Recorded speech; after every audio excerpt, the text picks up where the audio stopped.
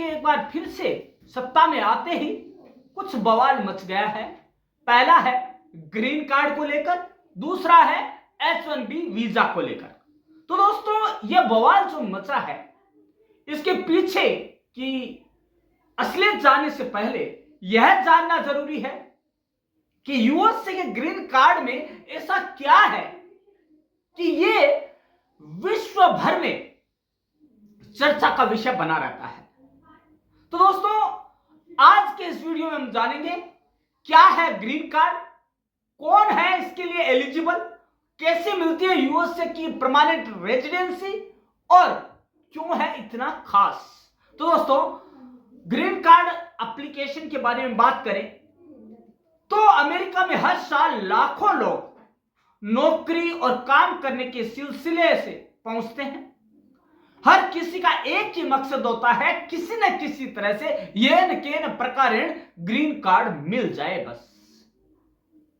दोस्तों अमेरिका का green card हासिल करने का मतलब है कि वहां रहना काफी ज्यादा आसान हो जाता है।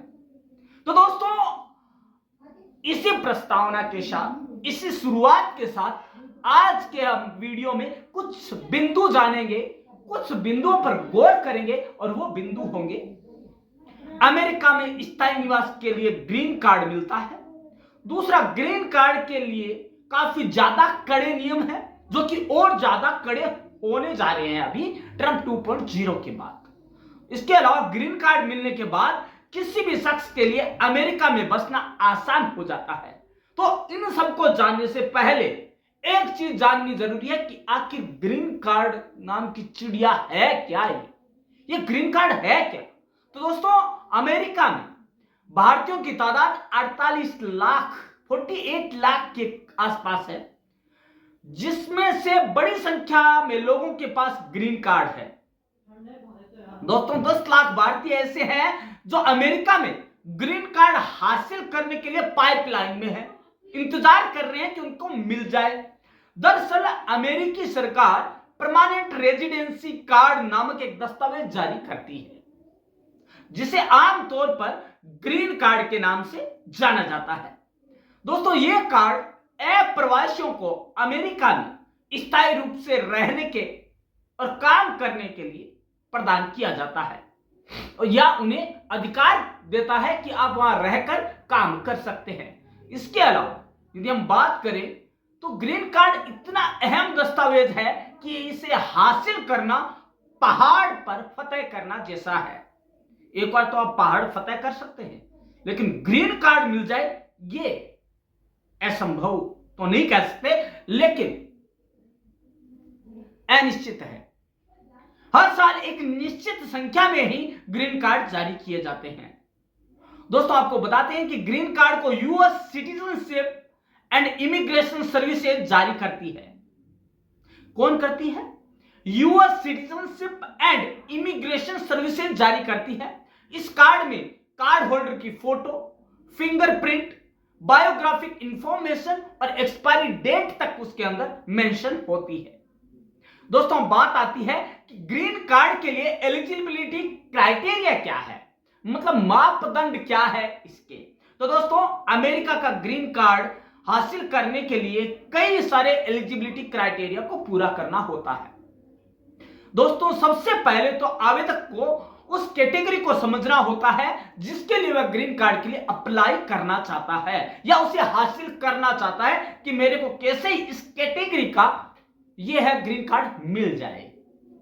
दोस्तों हम आज आपको वही कैटेगरी बताने वाले हैं कि कौन कौन सी कैटेगरीज है जिसमें आपको ग्रीन कार्ड मिलता है, अलग अलग कैटेगरीज है उसके तहत। तो दोस्तों उससे पहला आता है परिवार आधारित ग्रीन कार्ड।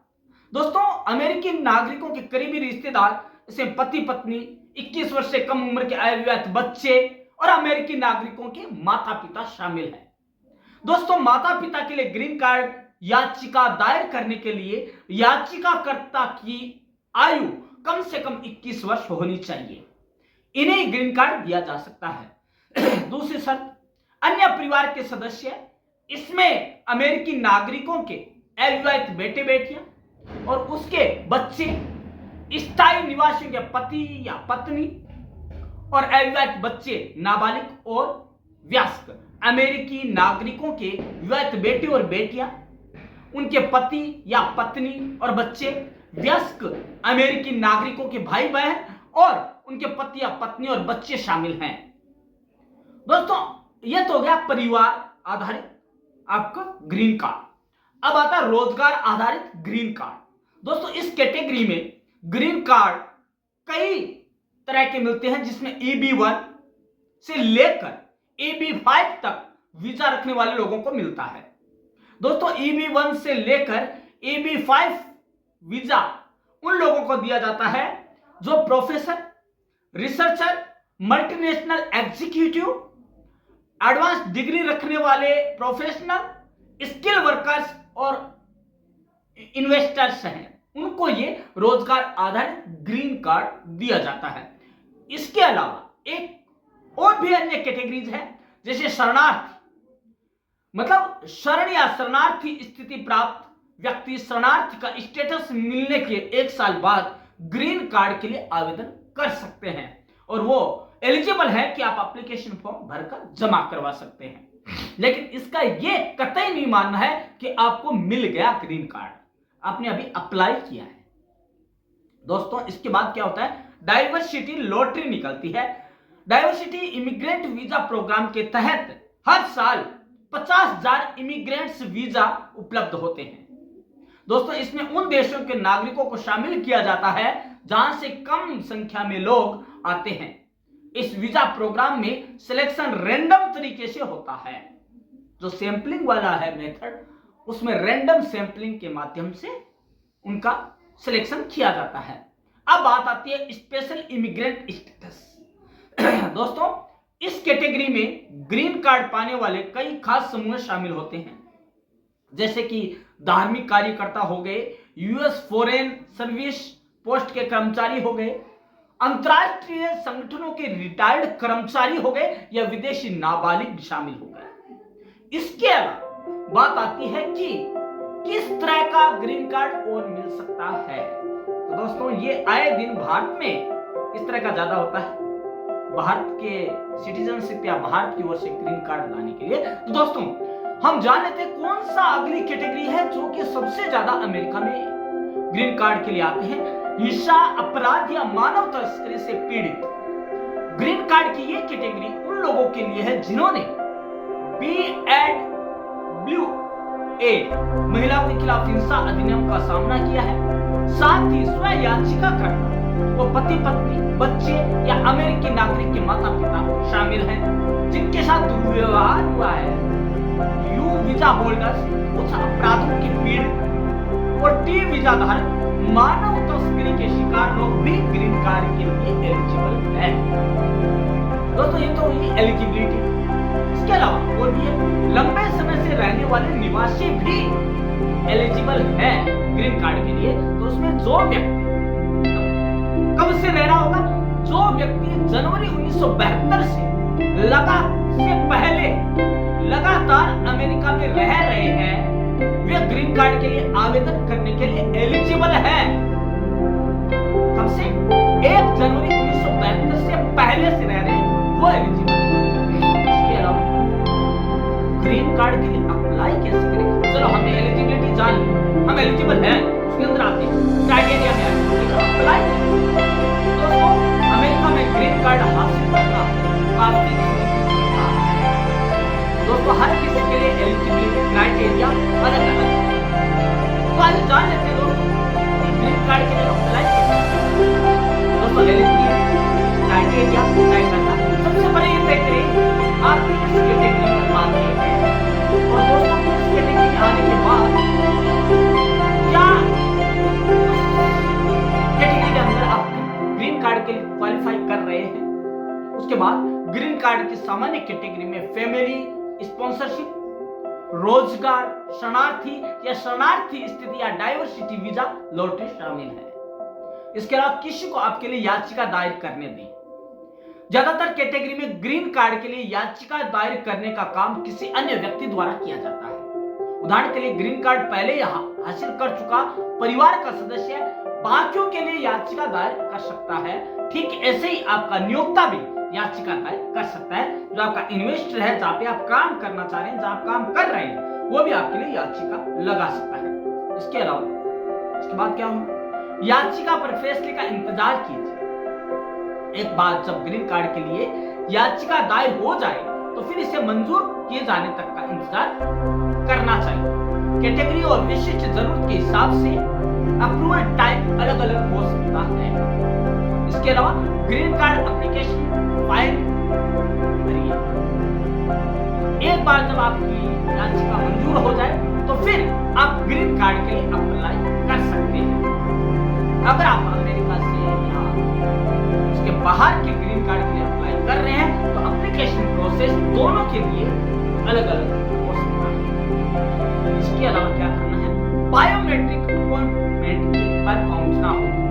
दोस्तों, अगर आप अमेरिका से अप्लाई कर रहे हैं तो USCIS बायोमेट्रिक अपॉइंटमेंट आपको शेड्यूल करेगा, जहां पहुंचकर आपको अंगुलियों के निशान, एक फोटो और साइन करना होगा। आजकल आइरिश आंखों की पुतलियां वो भी आपकी स्कैनिंग में होती है।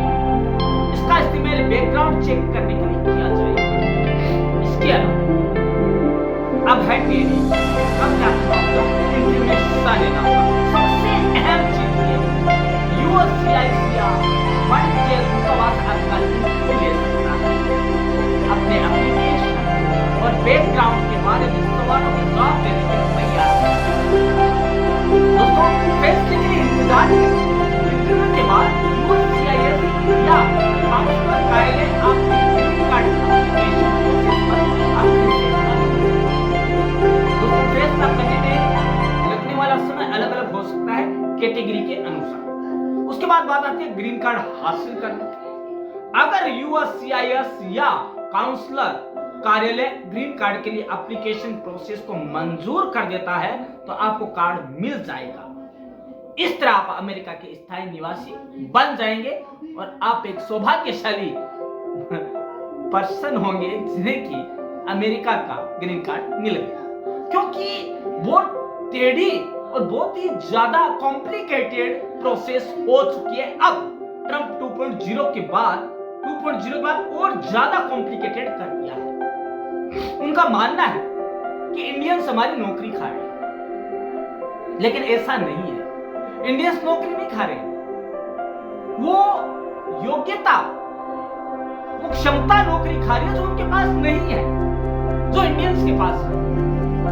तो दोस्तों, हमने जान लिया, लेकिन शॉर्ट में कुछ चीजें जाननी जरूरी है। जाते जाते उन चीजों को हम जरूर जान लेते हैं कि ग्रीन कार्ड, यूएसए का ग्रीन कार्ड आखिर इतना खास क्यों है, जिसे कि लोगों ने खास बनाया या है एक्चुअल में ग्रीन कार्ड इतना ज्यादा खास है।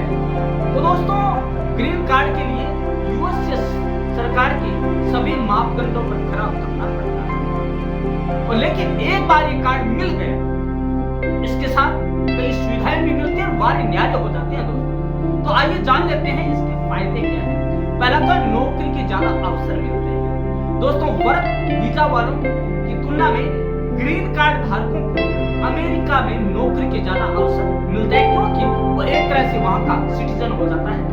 उसके बाद बात आती है एजुकेशन एंड हेल्थ फैसिलिटी।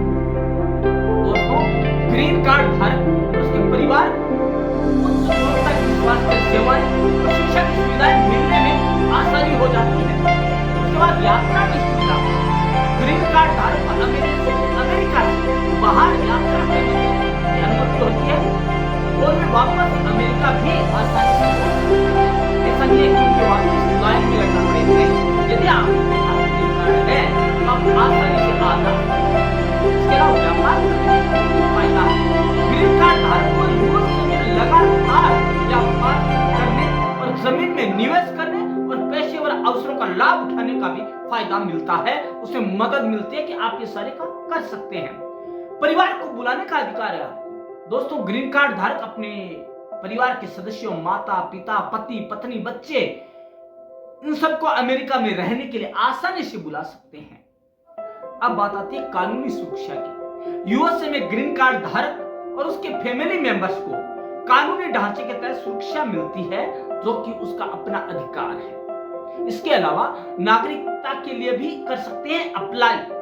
दोस्तों एक चीज और है, ग्रीन कार्ड आपके पास होना इसका कतई ये प्रमाण नहीं है कि आप वहां के नागरिक हो गए, आप वहां के सिटीजन है, ये कतई गारंटी नहीं है।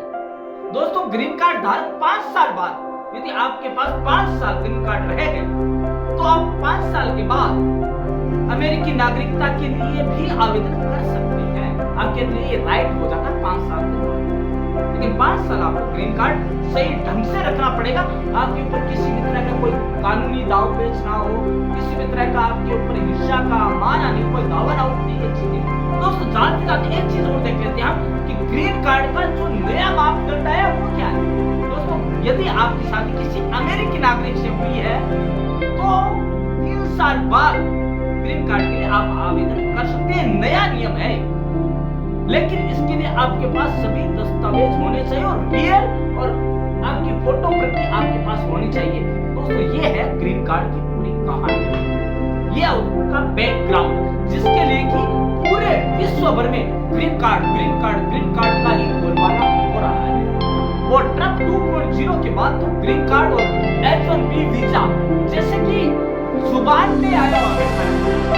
तो दोस्तों आपकी प्रोसेस जानिए और आप क्या जानना चाहते हैं ग्रीन कार्ड के, वो हमें आप जरूर कमेंट करें ताकि हम आपके लिए और भी चीजें ग्रीन कार्ड जानना चाहते हैं। लेकिन इसके लिए आपको वीडियो जरूर देखना होगा। हो सकता है कि आप पूछने वाले हैं उस वीडियो में हम शामिल करें। तो कल मिलते हैं एक नए वीडियो के साथ और एक नए इंटरेस्टिंग सब्जेक्ट के साथ जो कि आपके लिए जानना जरूरी है। सारी चीजें उससे संबंधित सारी लेकर आएंगे। तब तक के लिए देखते रहेगा परम क्लासेस चैनल। कल मिलेंगे, धन्यवाद।